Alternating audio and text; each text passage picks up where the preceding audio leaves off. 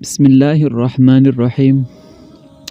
ہر انسان کو زندگی اور کائنات کے مقصد کے بارے میں مخصوص سوالات پوچھنا قدرتی طور پر دلچسپی ہے۔ ہم یہاں کیا کر رہے ہیں، کائنات کا مقصد کیا ہے، زندگی کا مقصد کیا ہے، خالق کون ہے، کیا یہ سب موقع سے آیا ہے؟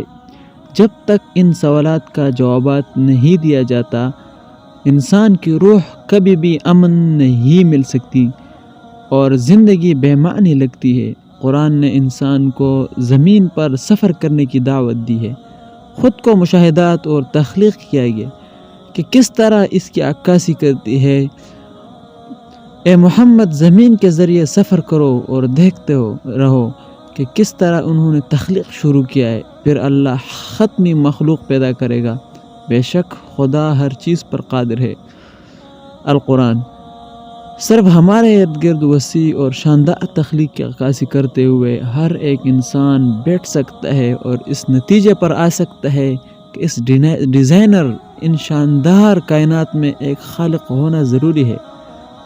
کون کائنات تخلیق کرتے ہوئے اور اس سب کو ڈیزائن کرتے ہیں جس پر آپ کھڑے ہیں؟ زمین، حیاتیات، کیمسٹری، طبیعت کے قوانین میں سے ہر ایک کے بارے میں بنیادی فورس جیسے کشش ثقل اور اوپر کی قوت جوہری عناصر کی ساخت میں کیا جا سکتا ہے، جو زندگی کو ممکنہ طور پر مناسب بنانے کے لیے موزوں ہے۔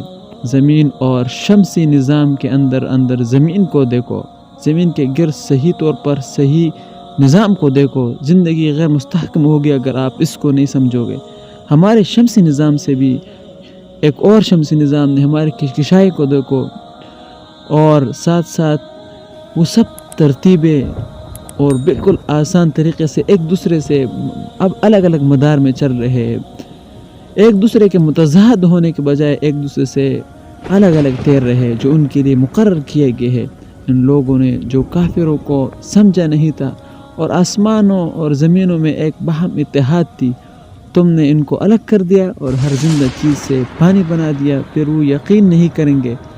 القرآن آسمانوں اور زمین کی تخلیق میں اور رات اور دن کے بدلے میں تفہیم کے لیے نشانیاں ہے، اور اس نے کائنات اور دنیا اور سورج چاند کا مقابلہ کیا اور تاروں کو اس کے حکم کے تابع کیا جاتا ہے۔ یقیناً اس میں لوگوں کے لیے نشانیاں ہے جن کا سبب ہے القرآن۔ والسلام، ملیں گے انشاءاللہ اگلی ویڈیو میں، لیکن اگر آپ نے اس چینل کو سبسکرائب نہیں کیا تو آپ اس چینل کو ضرور سبسکرائب کیجیے تاکہ آنے والی ویڈیوز آپ کو بروقت مل سکے۔ خدا حافظ۔